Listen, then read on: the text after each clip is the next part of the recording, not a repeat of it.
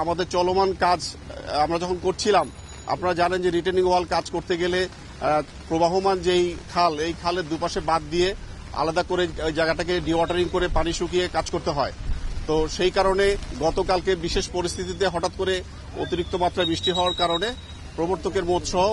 Total চট্টগ্রামের 3-4টা জায়গায় জলাবদ্ধতা হয়েছে। এবং আপনারা এটাও জানেন যে প্রবর্তকের মোড়ের এই পানি যেটা গতকালকে বুক পর্যন্ত ছিল, আজকে এই মুহূর্তে হাঁটু পর্যন্ত আছে। মানে আমরা গতকালকে রাতে থেকে কাজ শুরু করেছি এবং গতকালকে রাতে 1:30টার ভিতরে এখানে যে পানিটা ছিল সেটা সম্পূর্ণরূপে সরে গিয়েছিল। এখন আমরা আপনাদেরকে আশ্বস্ত করছি যে চলমান কাজ যেটা হিজড়া খালে হচ্ছে, এটার কাজটা আমরা আপাতত বন্ধ রেখেছি এবং এই কাজ করার জন্য বিভিন্ন জায়গায় বাদ দিয়ে আমরা যে একটা পরিস্থিতি ক্রিয়েট করেছিলাম ওয়ার্কিং স্পেস,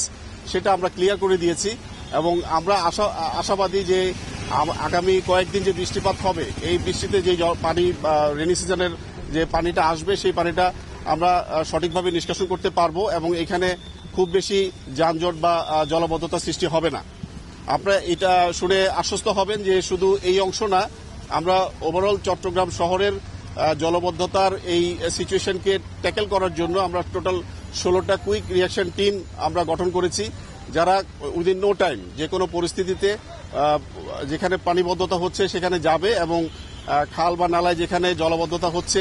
বা পরিষ্কার করে দেওয়ার যে বিষয়গুলো বা প্রয়োজনে সিভিল যেই সংস্থা আছে তাদের সাথে কোঅর্ডিনেশন করে কাজ করে পরিস্থিতি নিয়ন্ত্রণে আনার এই কাজগুলো করবে। আপনারা শুনে আশ্বস্ত হবেন যে পার্টিকুলার এই জলাবদ্ধতা নিরসনের জন্য আমরা সিটি কর্পোরেশন, সিডিএ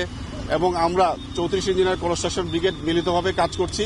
এবং আমরা হোপফুল যে গত বছর বা তার আগের বছরে যে জলাবদ্ধতা হয়েছিল এবার এটা অনেকাংশেই কমে যাবে এবং ইনশাআল্লাহ গত বছর যে 17টি পজিশনে বা পয়েন্টে জলাবদ্ধতা হয়েছিল, এবার হয়তো এটা 2-3টা পয়েন্টে আসবে। এবং আপনারা জানেন যে গত বছরের জলাবদ্ধতায় 17টি পয়েন্টে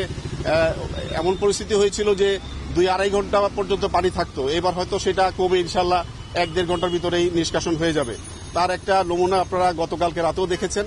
যে বুক পরিমাণ পানি যেখানে এখানে ছিল, আমরা যখন খাল ক্লিন করে দিয়েছি তখন রাতে 1:30টার ভিতরে এই অংশ ক্লিয়ার হয়ে গেছে। আমরা আমাদের এই হিজড়া খালে কাজটি সম্পূর্ণ করার জন্য আমি বলেছি যে একটু আগে রিটেনিং ওয়ালের কাজটা চলমান যে প্রবাহমান যে পানি, এই পানিটাকে বাদ দিয়ে একটা পরিস্থিতি ক্রিয়েট করে করতে হয়, যেটার কারণে যেহেতু আমাদের প্ল্যান ছিল 15ই মে পর্যন্ত আমরা কাজ করব, হঠাৎ করে বৃষ্টি আসাতে বিশেষ পরিস্থিতির সৃষ্টি হয়েছে। তো যতগুলো বাদ ছিল সবগুলো বাদই আমরা আজকে সকাল 8টা নাগাদ ক্লিয়ার করে দিয়েছি। এখন আমরা যেটা করছি, আমাদের এখানে 29টি এক্সক্যাভেটর আছে এবং আমাদের পর্যাপ্ত পরিমাণে জনবল আছে। আপনি দেখতে পাচ্ছেন আশেপাশে সেনাবাহিনী এবং আমাদের সাথে আমাদের ডেভেলপমেন্ট পার্টনার হিসেবে যারা কাজ করে